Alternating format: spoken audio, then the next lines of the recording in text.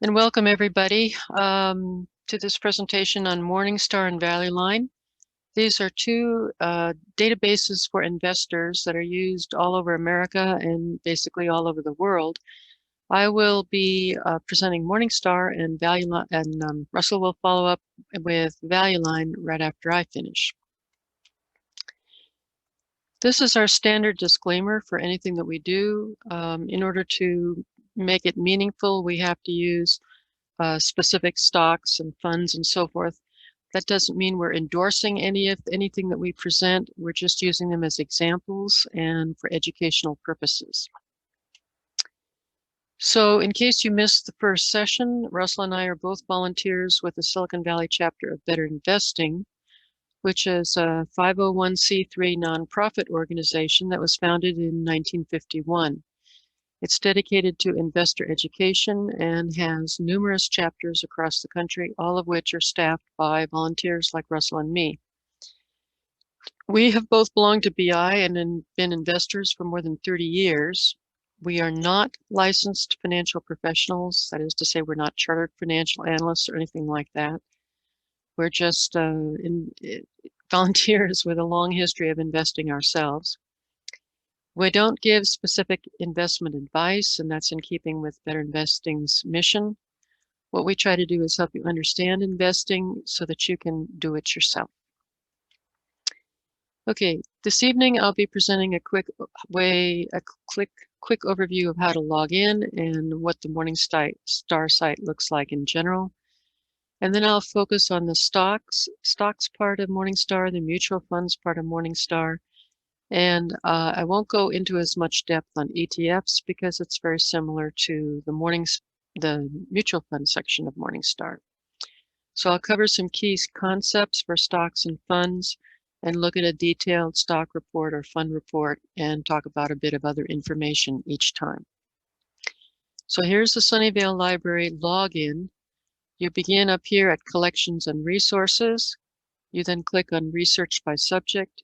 Then the subject is Business and Finance. And you go down to Access Morningstar outside the library when you're home or someplace else. You'll then get this login screen, so do that. And when you log in, you will get this Morningstar Investment Research Center block here. So what I'm going to talk about in detail today is over here on the left. Equities, this is Morningstar's word for stocks. Funds, this is their word for mutual funds. And ETFs, which are exchange-traded funds. What I'll begin with very briefly is their help and support sections over here because they're really important and you may find them very useful. The planning and education part here has all of these mini courses, classroom courses that you can take. You get a little quiz at the end to make sure you understood. Nobody's keeping track, so you can take you can take the quiz as often as you want and reread the program as often as you want. There are help guides in the Help tab. User guides here explain in more detail how to read a stock report or an analyst report, what the rating system is for Morningstar, what their methodology is. There's also a glossary for investment terms. If you don't understand a Morningstar term or an investor term, you can go to their glossary. And there are also these training sessions, Zoom training sessions put on by Morningstar, which you can attend on the date of the meeting. Also included in the library's subscription to Morningstar are these 4 newsletters, each of which will have sample portfolios that you might want to take a look at to see if any of them interest you in terms of what kind of stocks you would like to look at or ETFs and so forth. So these are very nice additions to the library's subscription. Okay, now I'm going to switch over and we're going to talk about Morningstar's equity research or stock research. And before I can really go into a report, a detailed stock report, we have to look at Morningstar's methodology and terminology. They develop a 5-star rating system here by looking at some fundamentals, valuation metric, and some margins of safety, issues about margins of safety. So the definitions of these things are here. These are fundamental concepts that Morningstar uses. A moat, which you've probably heard of, is a company's competitive advantage. And if you're thinking of an old medieval castle with a water around it and a drawbridge, you've got the right idea. It's the things about the company, such as patents, that will keep competitors at bay, okay? And if the Morningstar analyst feels that the company has a wide moat, then the analyst is thinking the moat will last at least 20 years.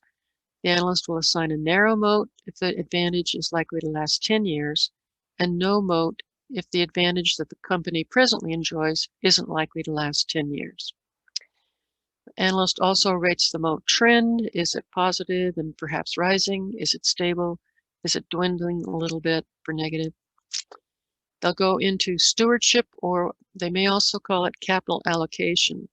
And what they mean here is, are the CEO and the other managers of this company doing a good job for you and me, for the shareholders?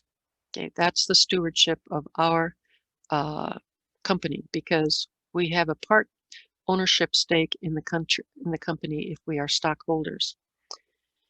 So then the Morningstar analyst, after reviewing all of these things and a lot of other data, sets what he or she thinks is a fair price to pay for the particular stock. Next, the Morningstar analyst looks at whether or not the current price of the stock is above or below the fair value. That's a ratio of price to fair value. And how certain or uncertain he or she is of their own judgment. I think that's kind of interesting that Morningstar makes the analyst assess his own certainty about his own judgment. But some companies are very hard to, it's hard to predict their futures, okay? So the star rating is, if a company gets 1 star from the analyst, that means it's very overvalued. That means today's price, whatever it is 30% or more above its fair value. At 2, it's somewhat overvalued, 10 to 30% above fair value. 3, it's within a reasonable range of fair value, 10% above or below. Somewhat undervalued, 10 to 30% below fair value. And very undervalued, 30% below fair value. That's how it assigns stars. The star rating is forward-looking, and I say this because when we get to funds, the same star rating of 1 to 5 stars is backward-looking. But in the case of a stock, it's forward-looking, meaning the analyst is looking forward to how the stock will perform in the future when the analyst is making his various judgments. So the analyst is using both qualitative and quantitative and subjective data in coming to his conclusion. The stars are calculated daily because the price of the stock fluctuates daily.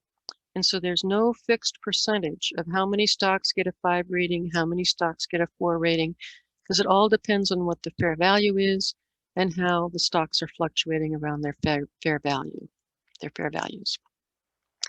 This is more detail about using the exact Morningstar terminology for their star rating. Basically, around the shop, we kind of say if it's got a 5, instead of saying this rating encourages investors to consider an overweight position, we'd say this is consider buying it. If it's a 1, we would say this rating encourages investors to think about maybe it's time to sell all or a little bit of the company. Certainly not to buy at that point. Okay, for a full report on a particular company, you already know which one you want to look at. For this example, I chose Microsoft just simply because we all know who Microsoft is, what they do. You would put the ticker or the name up here in this top box on the Morningstar banner. And when you see the name of the company appear, you click on that. And then you'll get the report appearing below. So you can scroll through the entire report online. You can also get, at that point, a PDF version of the report, which you can print out. So a full stock report on a company, and they don't make a full stock report on everything that they cover, but it will include all of these things, current price and so forth, Morningstar's analysis, what the analyst thinks, price to fair value, trailing returns, financials like the income statement and balance sheet and cash flow statement, how it's done in the past, operating performance. It says the analyst will say something about the ownership and the executives who run the company. Okay. Now, even if it's more or less just a statistical report as opposed to a full report and there's no analysis, you get these other things. So don't decide that just because there is no full report, no analysis, that there's nothing to look at. In fact, there's still a lot to look at. Okay, on a stock report, the first thing you'll see is this quote section right here. And you get a standard display of what's today's price, what's today's volume. In other words, how many shares traded today. Things like the yield, which is here. Morningstar's investment style for this, how it categorizes the stock. It says that Microsoft is a large growth stock. And a few common ratios that investors use, like PE, price to book, and so forth. What you also get is a daily chart over here and the ability to click here on Show Full Chart to get a very interactive chart, which I'll show you in a minute. And you also get something called key ratios, which I'll show you after we look at the chart here. So here's the chart, and I set mine up to display this way. You can change the display to something different if you want to look at it differently.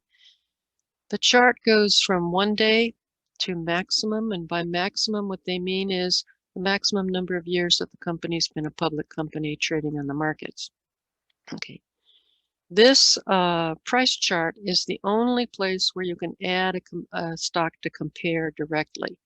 In this bubble up here, you can add another stock ticker and compare the price and other indicators here. Okay. So for you technical people who like technical analysis, you can add events and indicators and fundamental analysis, fundamental things about technical analysis. And you can, as I said, display the chart differently. So I'm not going to go into those details. I'm just going to point out to you that you have a lot of choices on what you display, and you can bring in more data by clicking on these bubbles here. Key ratios, which you get from the quote screen, as I said, brings up these 8 common key ratios that investors frequently want to know about. If you are more familiar with financial statements and so forth, this is of interest to you. But what's even more of interest to you, in addition to looking at the financial reports, which you can get to, is this tab here for this arrow here, full key ratios data. And when I click on that and scroll down from the top of that screen to the bottom, I get all of this information from the financial statements laid out in terms of these categories: profitability, growth, cash flow, financial health, and efficiency. So these are good shortcuts to the entire financial reports, which you can also get on the stock on the equity part of Morningstar. Okay, the analysis section. Whether or not there's an analysis by an analyst, in this case there is, Dan Romanoff, you will always get this display over here, these 4 items. So what are they?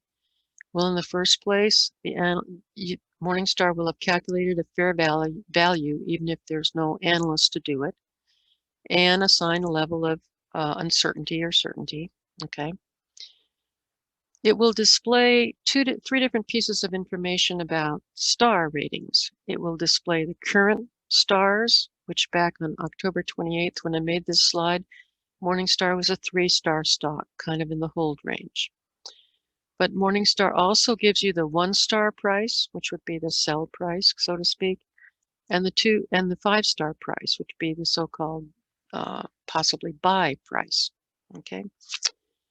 It gives you the economic moat, which is wide. The trend is stable. Morningstar analyst regards this stock as having exemplary stewardship. So whether or not there's an analyst report, you get this. Okay, if there's an analyst report, you also get this, which I'm going to go to, the bulls say, the bears say, and the analysis itself. So here's the bulls say versus the bears say, and this has the same format every single time. The analyst says 3 positive things about the company, that's the bulls say, and 3 negative things or 3 areas of concern, possible concern about, calling this the bears say about Microsoft. Always 3 of each, never a different number of bullets. So here's the analysis report, the categories in the analysis report, which, as I said, goes on for screens and screens and several pages if you print it out. The analyst will make a note about the current situation. He does all this in English. Describes the company's business outlook and strategy. Describes why he thinks there's a moat. Talks about the fair value and what's driving the profits for the company. Talks about risks that the company faces, and says a bit about how it's managed. Okay, so the analyst will cover all of these at length in the stock report. Now, for the rest of what's available about stocks, there are many more screens. What I really wanted to do with this slide is to show you a few of these screens and to focus on these words: click for more data, customize, click to expand. Okay, here's an operating performance graph. Okay, if you want more data than just this graphical display of operating performance, click on this little almost invisible arrow here. The same for the income statement. Here's a brief chart on the income statement, but there's click to expand, which gets you a whole lot more information. And this is a key feature of Morningstar. Always look for these places to click and to customize. Here's the price to fair value chart, which interestingly enough shows the red bar is Morningstar's fair value, climbing steadily over the years as the stock becomes more and more legitimately valuable. And you can see that it's ended up here in the range right around the fair value. This was back in October. But you can change how this chart looks. You can change it from logarithmic display, which it is now, to linear. You can change it from advanced, which it comes up as, to basic. Okay, so the point of this slide is just to show you some of what the rest of the stock site looks like and get you to click anywhere you can or customize anywhere you can to explore. I put this slide in for the stock profile section mainly because of this. You need to know how Morningstar categorizes the stock in terms of its sector and industry, in case you want to look at other sectors or competitors within the same industry. You need to know how Morningstar has classified this stock. And you have to go to the stock profile section to find it. It will be listed up here on that screen. Okay, other information about stocks other than the report itself, which is very detailed and goes on for pages and pages. But here are some other things you can click. These 3 tabs, Overview, Markets, and Research, all have analysts' articles about various subjects that might be of interest to you. For instance, Narrow Moat, Lululemon's Momentum and Brand Strength Hold Despite COVID, written by David Schwartz back on April 9th. So there are all kinds of English language articles here, not statistical things, under these 3 tabs, and they're grouped under Archive. So you could go straight to Archive and then click on these tabs within Archives to find different types of analyst written reports or written commentary. You may get some investing ideas from reading some of these, of course. In the Markets tab, besides having some written commentary by various analysts, I thought this screen was interesting. This one is dated just a few days ago, April 9th, and it shows you that For the universe of stocks that Morningstar covers, today, many of them are overvalued, okay? So you're going to find a lot of stocks in Morningstar's universe that are rated 2s and 1s right now. The time when they were rated 4s and 5s was in the depth of the COVID crisis, the initial one, when everybody was fleeing the stock market. There were some terrific values available back here. And things dipped a bit here too between October and November of 2020. So this doesn't say anything about any one stock, but it tells you in general, stocks today are generally overvalued. This tab here, latest analyst reports, just tells you that exactly. What was the company that recently got a report from an analyst? This tab here, they call portfolios or pick lists. When you click on the pick list over here, which is sort of hidden under this under this set of lists, you can click on any one of these, where there's 6 lists, and they will display down here. And you can click on all of these columns, okay? So it does some screening for you. If you want large cap American stocks, there's a list for that. Mid cap, middle-sized companies, there's a list for that. Wide moat focus index stocks, there's a list for that. They've picked these lists, you can't change them, but they might be helpful to you, and you can sort the columns. Ratings and performance. Now, they don't call this a screener, but I think it's a screener. It allows you to search on stars plus moat plus uncertainty ratings. And I have set this one to say, give me all of the 4-star stocks. These are the slightly undervalued, somewhat undervalued stocks that have a wide or narrow moat. I'm not interested in stocks with no moat right now. And that have an uncertainty rating of low or medium. I don't want an uncertainty rating of high, very high, or extreme. So I set these parameters in this way, and it gave me 67 stock names over here with a little bit of information over here about their moat and their uncertainty rating.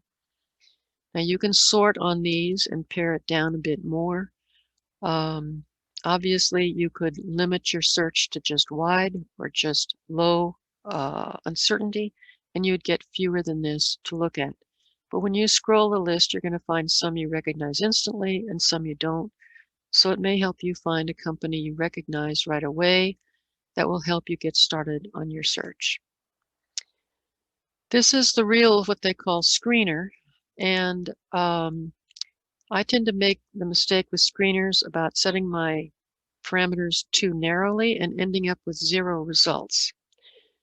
So what I did with this screen, and I'll show you why I did, I clicked on country.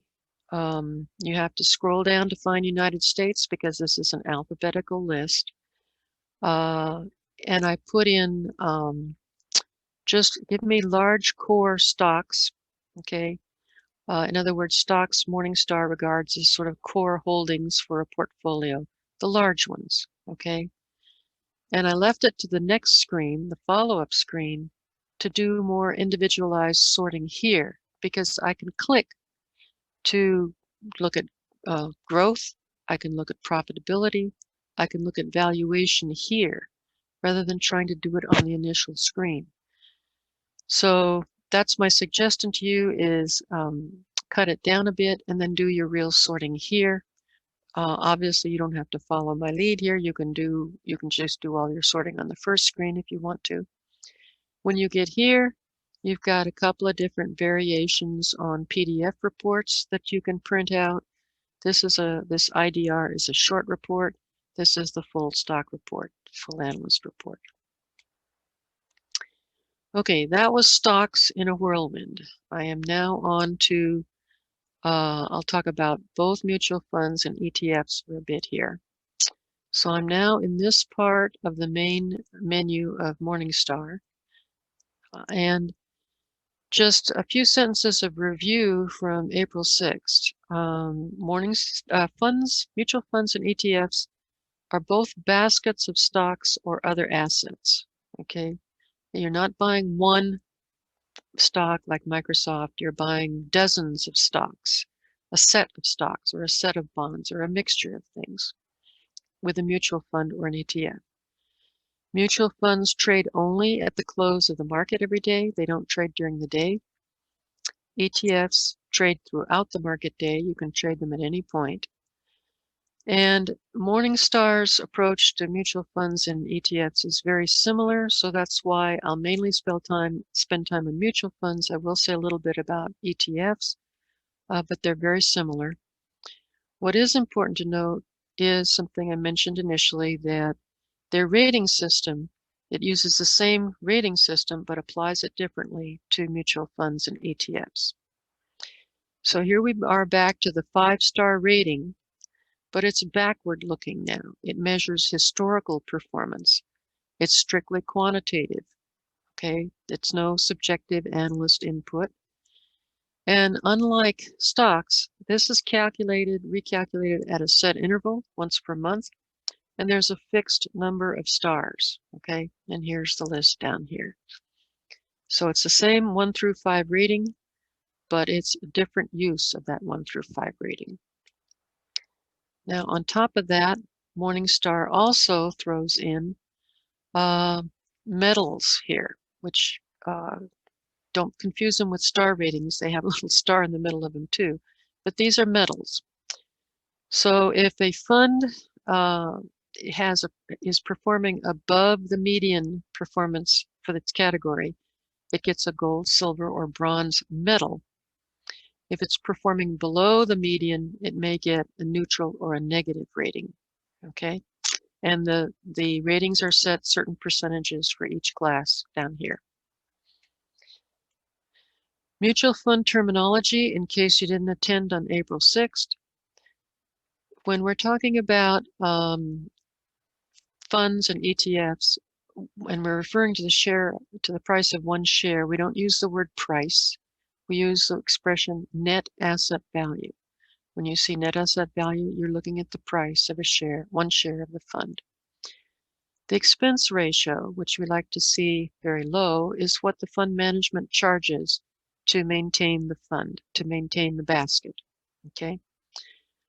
Loads are extra buying or selling charges imposed by management. So you want to avoid funds with loads. Buy only no-load funds. There may be a minimum initial investment on a fund. You might be required to invest a certain amount of money. Status, the fund might be open or closed. Most funds are open to new investments, but occasionally they'll close because they've got too many customers. If it's closed, you can't buy shares until it opens again. Turnover, that's an expression measuring how much trading the management does about the contents of that basket. And I throw in parent of the fund company because you may find that you can't buy one fund in its list of products because of, say, too high an minimum initial investment, but there may be something else in the fund family, in the parent, that you can buy, something similar. Examples of families or parents are Vanguard, Fidelity, Schwab, Merrill Lynch. There are dozens of them. Okay. So here's the mutual fund menu, and right off the bat, you've got 4 PDFs that you can consult here. You can print out. There's a 1-page report and a full report, a global report.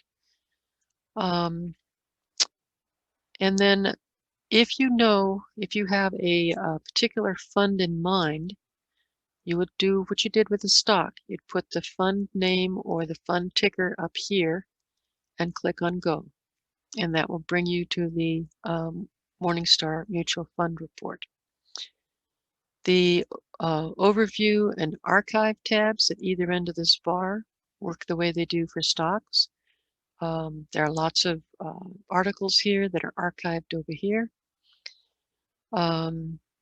The Mutual Funds tab here is funds that are covered by analyst reports. Okay.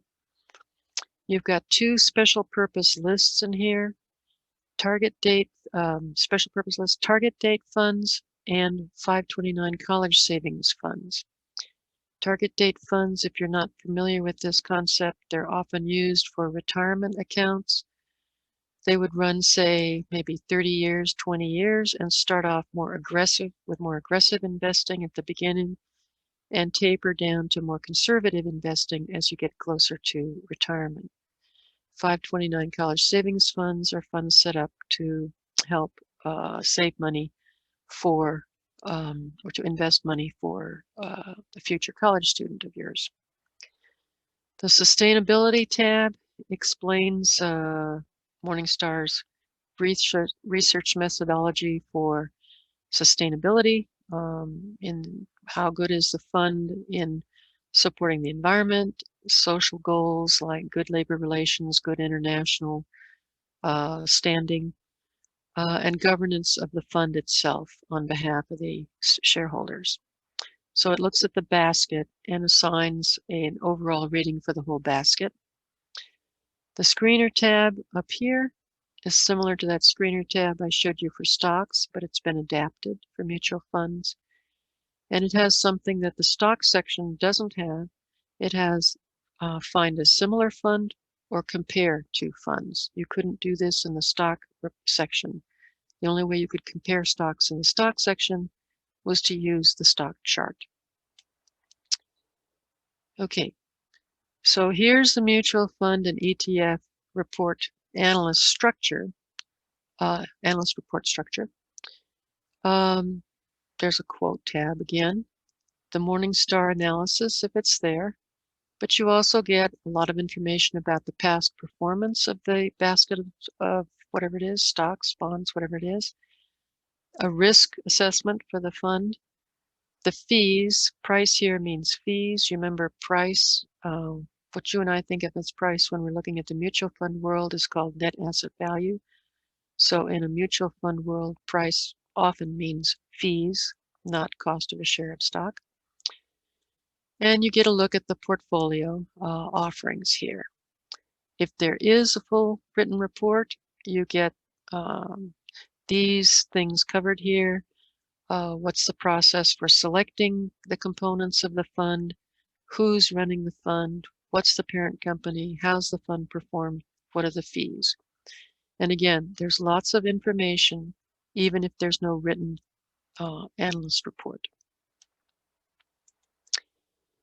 Okay, so here's the quote tab for a Vanguard index fund that I've used as an example. And this is something you can kind of use to screen because there are a couple of important questions in here that will determine whether or not you can actually buy this fund. First off, what's the category of this fund? Well, it's a large blend fund. If that's not what you're looking for, then this isn't a fund for you. What's its rating? This is highly rated. It's 5 stars and a gold medal with a little star in the middle. What's the expense ratio? Okay, it's 4/100ths of 1%. Low, very low. There's no load. That extra charge, there is no extra charge. Here's one of the questions for you. What's the minimum initial investment? It's $3,000. If you can't afford or don't want to put down $3,000 at one whack, then this isn't the fund for you. And you might want to go looking for a comparable fund, 5-star gold-rated large blend fund that doesn't have this high minimum. Is the fund open to new investments? This is saying yes. If it said no, you couldn't invest. What's the turnover rate? Very low. Okay, so as I said, this is kind of your first screen. Does this meet some of your basic objectives in selecting a fund? Notice the net asset value wasn't one of my key ingredients here. The net asset value is now running around $380. Okay. Okay, the analysis section, analysis fund report section. There are two bubbles up here, the analyst take and the ratings. This is how this analyst report begins. This particular fund is one of the cheapest funds used to track the broadly diversified S&P 500, and it goes on from there to give you the full analysis. You click to bring down the analysis. If you click on ratings, here's what you get when you get ratings. You get some of the competitors. Remember I said maybe you can't meet the minimum $3,000 investment? Here's some other funds you could try that may have lower minimum investments right off the bat in the ratings bubble on the analyst report. This chart looks different from the stock chart. It has many of the same features. It's highly interactive.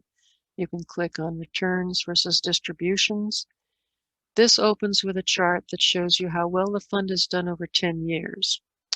How well has $10,000 invested initially done over 10 years? Well, it's not only doubled to 20,000, it's doubled again to 42,000. So this fund has done very well indeed. It's beaten its category, which is the yellow line, perhaps because the category includes a lot of active managers, funds managed actively by people selecting what goes into the basket of stocks versus passive management here, just reflecting what's in the S&P 500. You can see that the index is that blue line, the index is the red line, and the blue line of the fund matches it almost perfectly. Okay, risk section of a fund report. This is really easy to understand. This particular fund has an average risk rating for its category, but an above average return. So you don't want to see a risk rating here and go to the return and find it below the risk rating. This is above. This is nice. If you're somebody who has a statistical background, here are some risk and volatility statistics for you, and there are more on the report itself. Price, in other words, fees. Price was the net asset value. These are fees here. So again, this screen shows you there are no loads of any kind. The minimum initial investment is $3,000. And here's how this fund rates on a scale of fees that could be charged. Right off the bottom, at the bottom of the chart. It's one of the lowest of the lows. Here's a bit of information about the portfolio, the basket of stocks that's included in this fund. It shows you how they're distributed by sector, okay, and by category, okay. And here's a bit of information over here to tell you how many of the stocks in the basket have a wide moat versus no moat. Mainly they're wide and narrow moat companies with a decent financial rating, okay, decent returns, and so forth. And then the last thing on the fund section here is you get a snapshot of the holdings, the first 100 or so, in this portfolio, in this basket. The basket has 509 stock holdings. Probably the S&P does too at this point, even though it's an S&P 500. They skew a little bit one way or the other sometimes. This list is weighted on what percentage of the portfolio is taken up by the stock. So Apple, because of its cost, because of its net asset value, takes up about 6% of the portfolio. And this is listed in descending order. You rapidly get down into stocks where the holding represents less than 1% of the fund. Okay, here's the sustainability rating for this particular fund. Environmentally, this collection of baskets rates average. Socially, in terms of labor relations and international presence, it rates average. The governance, or how the stocks in this basket treat investors, is slightly below average. You get to compare funds with in the mutual fund section. You don't get to compare them with stocks. You don't get to compare stocks, but you can compare mutual funds. So you can either create a PDF or view the report. You plug in two names. I've taken two different names here. And you get, just to show you, you compare side by side, block by block, all the way through a report here.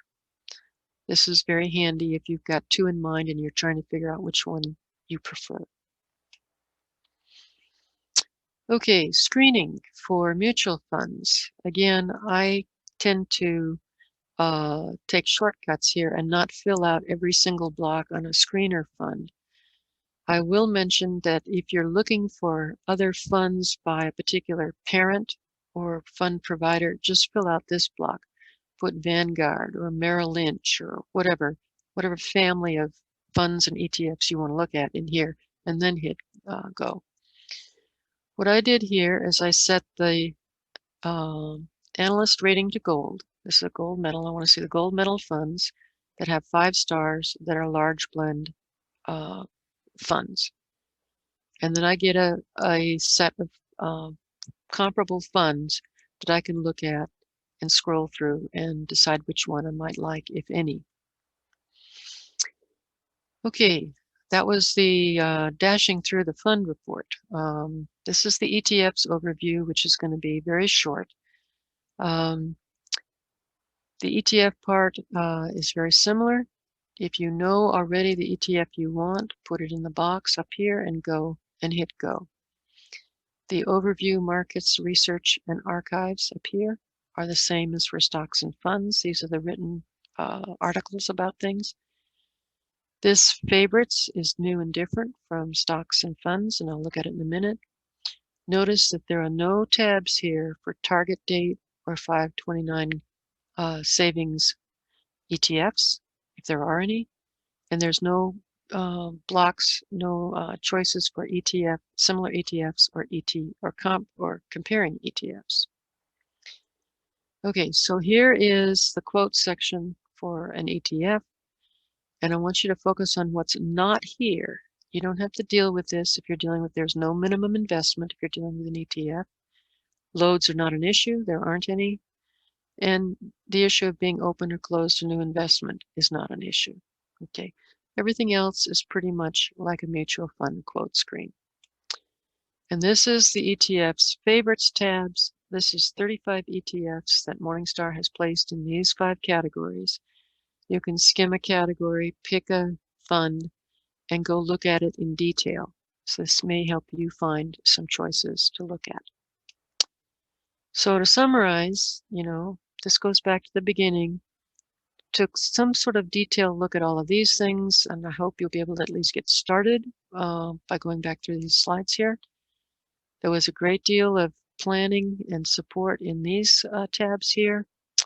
Always remember, many screens have arrows or boxes or bubbles to click on and see more. Look for PDF symbols on all the screens for something more to click on and print. Just because there's no analyst report doesn't mean there aren't still a lot of charts and numerical information. And remember that columns of information on a screen are often sortable for another view.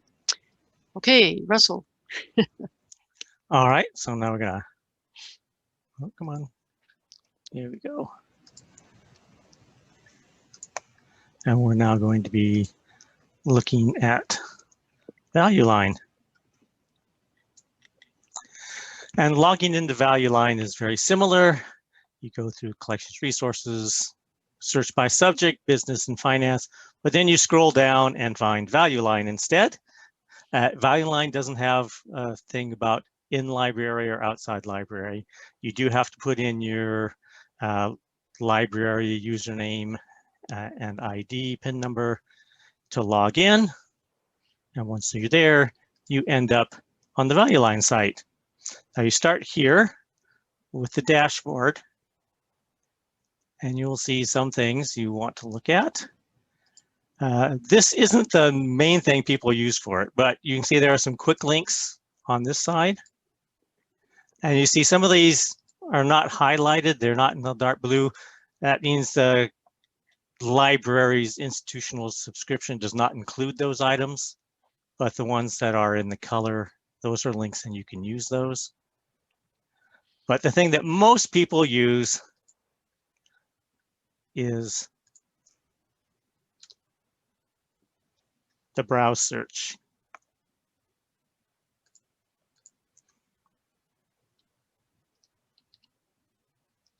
Oops.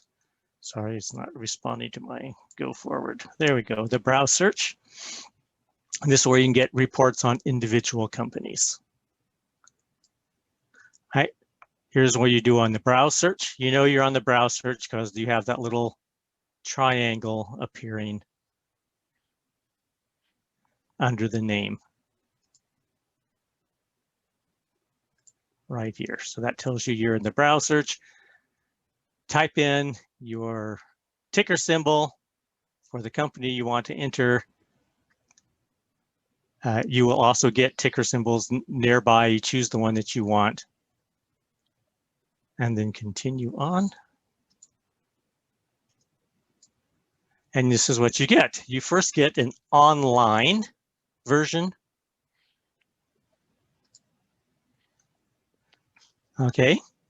Now, this is updated daily, so it has current prices, current ratings. You see those ranks. Those are the current ratings. If you want the printed reports that are often libraries used to have, the printed reports, those are stored as PDF files.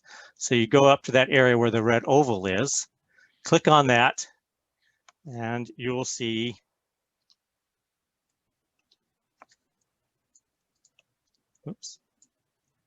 a drop-down menu will come up with PDF reports. Chooses. It usually has the latest 4 of them covering a year, with the most recent one at the top.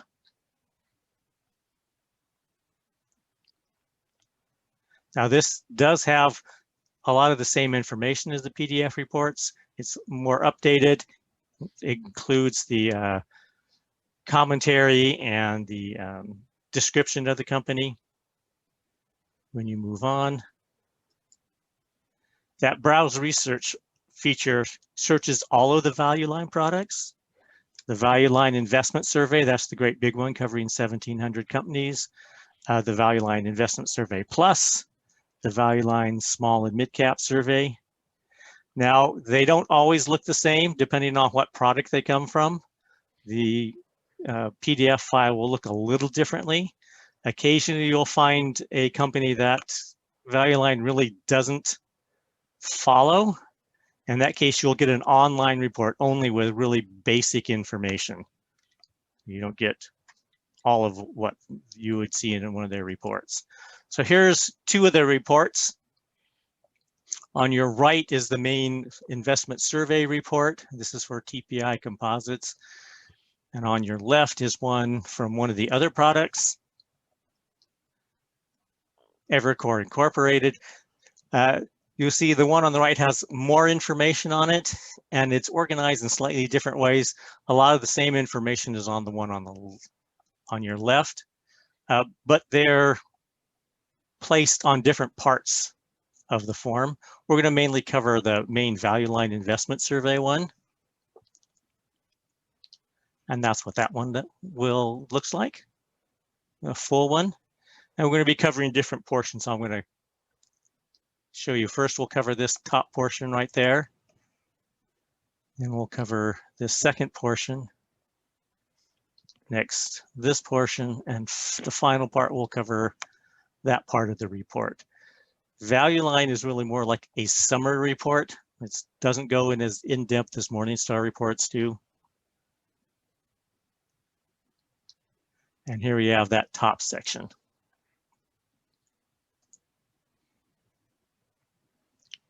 Where we have the name of the company, its ticker symbol, recent price.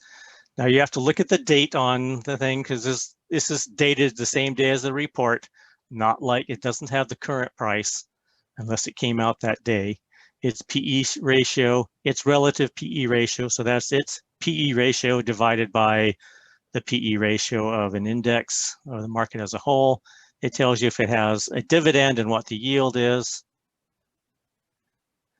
Okay, then it has a graph of price movements. So these are all graphs of price. It actually goes up to 10 years in the past. This one just doesn't have 10 years of history. Across the top, it tells you the high and low prices for each year. This is a calendar year. Others sometimes use, Morningstar often sometimes might use the company's fiscal year instead. So that's a slightly different difference between the two. And then also on the far right, it tells you the target ranges for different years. And this matches this target range over here. You'll see high and low between, high 65 and low of 40. So that's 65 and there's the 40. Here it tells you what institutions are doing with this stock. Are they buying and selling? And it splits it by the most recent quarters. So you can see institutions have been buying more than selling, slightly more, and tell you what their holdings are total in the company. All right, and then this part I'm going to highlight.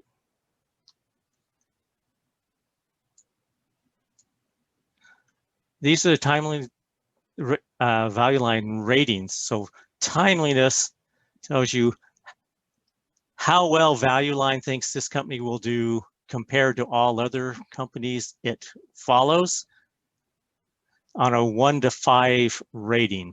1 is the best rating. Those rated 1, Value Line say will significantly outperform the market as a whole over the next 12 months. A rating of 3 is average. Okay, 4 and 5 are underperform or greatly underperform. They do the same thing with safety. How safe is this company? Again, 1 is the safest, 5 is the least safe. And they've, in the last few years, they've added technical, they don't tell you what, this is their own proprietary technical rating. And again, 1 through 5, with 5 being the worst and 1 being the best. That takes us now to part 2. And this is a chart of a lot of financial information. And the first part is up to 10 years of historical financial. That's this part here. The next part, they'll give you their projections for the next fiscal year. And that's the next one here in blue. And finally, that very last column, they do a projection 3 to 5 years out. And that's that last column. So you can get an idea of where Value Line thinks this company will be, where it is now, where they think it will be next year, and where it will be 3 to 5 years in the future. Now we move on to the next third part. We have at the top, that third part is just a description of the business and a little information, who its president is, who are major stockholders, if there are major funds that are investments, where it's incorporated and where its home office is located. You can see this one says it's in Arizona. The main part of this is the analysis. It gives you some text-based recent results and Value Line's analysis.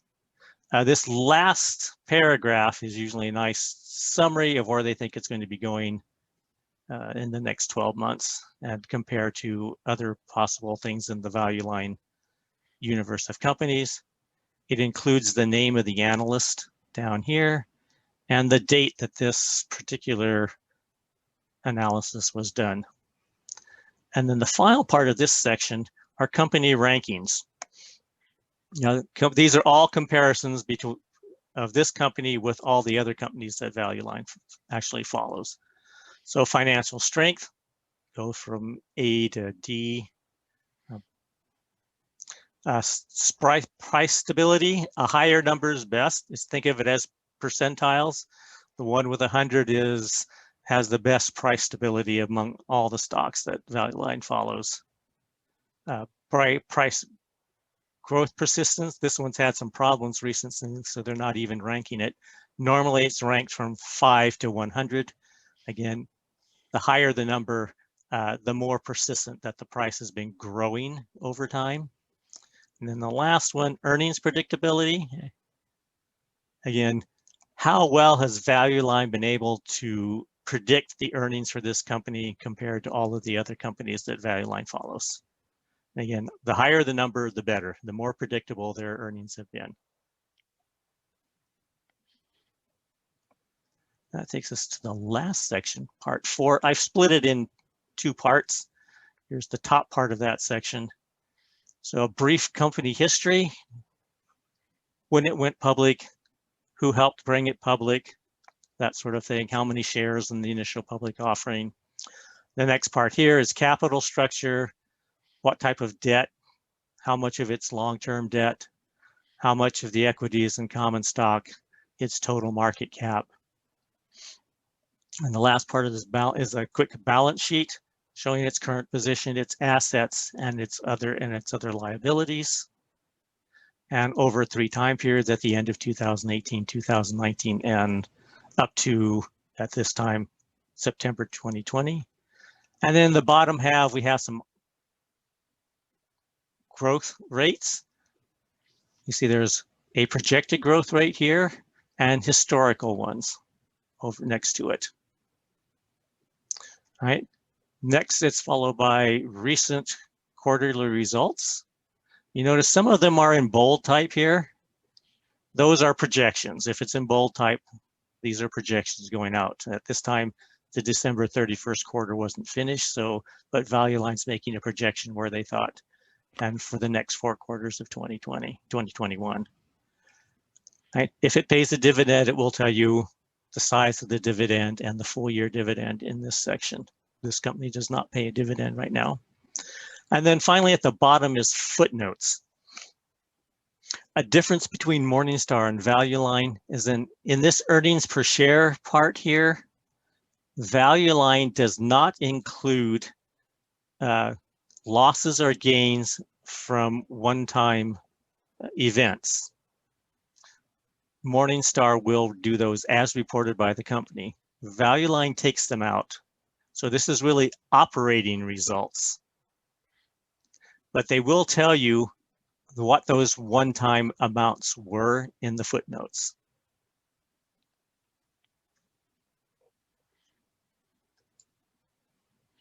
And I've highlighted that part.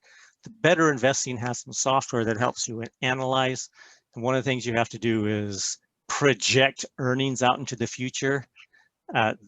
This section of the Value Line helps do that. It gives you an idea of at least what Value Line thinks their growth rate will be for the next 3 to 5 years.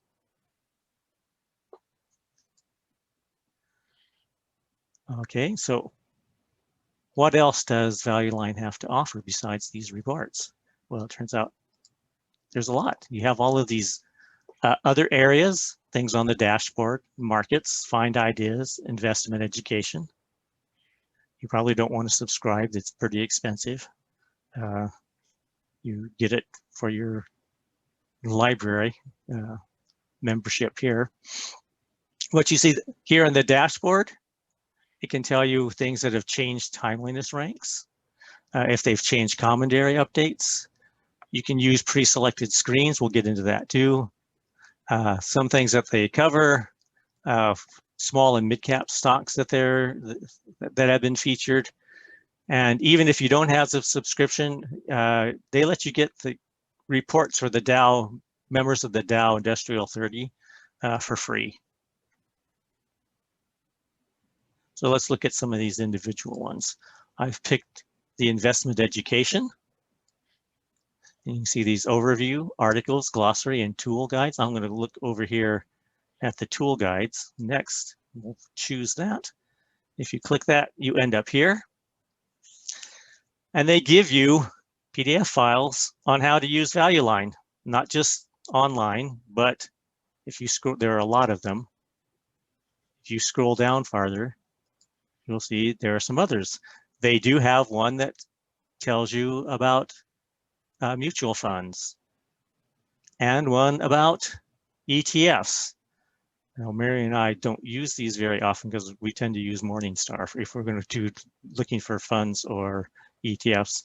And personally, I don't do much investing in those. I have been doing mainly individual companies. But they will tell you how to use this, what's behind each of these types, and how to go about using them for all of their products. All right, next we're going to look at find ideas. If you click on that, this is where you end up. You can see you have all of these choices. You can see they do have an ETF service that they've started. They have particular things about some ETFs, but I'm going to pick a particular one. What do you see if you click on special situations? I've gotten a lot of good ideas from the special situations. All right. Here's where you get the current issue of special situations with their recommendations. You can get back issues if you want. You also, if you want to look and not use the browse research, but you want to look at the particular product, you can choose the individual products. There's the investment survey, Survey Plus, the Value Line 600, small and mid cap, dividends, the special situations. All of their products are there. If you click on one and it's not part of the library's subscription service, it will just tell you that you don't have access to that with your subscription. So what happens? What does the special situations look like? And here's a copy of an older one. They run about 16 pages long. They have two different model portfolios, an aggressive portfolio and a conservative portfolio. They have new recommendations for each. They have updates on the economy as a whole. There will be updates on all of the companies in each of these two portfolios, and a more detailed report on each of these new recommendations.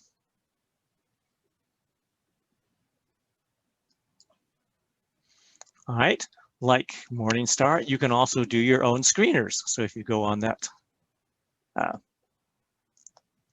find ideas and choose screener, this is what you get. At the top, you see you have some value line preset screens. There are 20 of those. That's the last time I looked. Or you can make up your own. Now I've cut this off.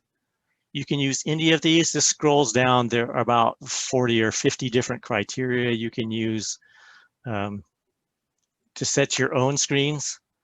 A big thing, don't be too particular. Don't set too many narrow criteria for them, or you end up with very few or zero companies for your screening. So that's the stock screener. And then we can also look, if we choose markets and industries, you can get reports on different industries. Again, how Value Line defines a certain industry is different than Morningstar. So a Morningstar industry report and a Value Line one are going to be different. All right, so they show you the ones that they're highlighting right here. And if you want more, you just click on that where the red arrow is that I've added to view all the industry.